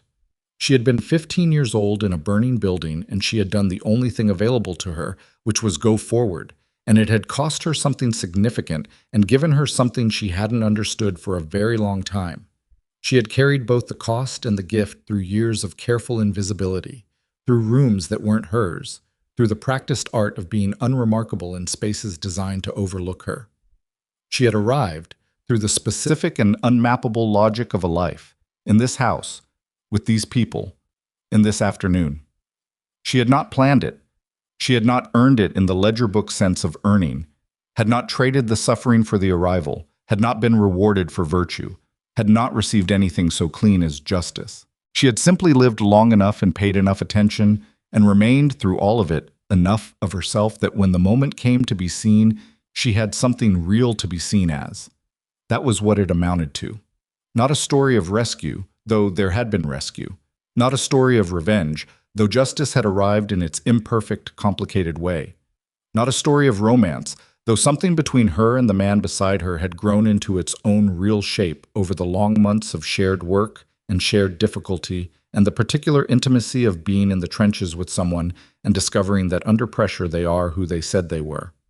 A story about a woman who went forward, who kept going forward, who found, in a room she hadn't expected to find it in, surrounded by people she hadn't expected to know, in a life that looked nothing like the one she had planned for, something that fit the shape of her exactly, including the scars, especially the scars. The evening light moved across the garden and across the terrace and across the faces of the people gathered there. and somewhere in the house behind them a door opened and closed, and the lake at the property's edge caught the last of the afternoon and gave it back briefly, brilliantly, before the dark came in from the east the way it always does, the way it has always done, indifferent and reliable and not unkind. And Amara Brooks sat in the last of the light with her sleeves rolled up and her tea in her hands and her eyes on the horizon. And she was, for perhaps the first time in a very long time, exactly where she was. Nowhere else. Just here. Just this. Enough.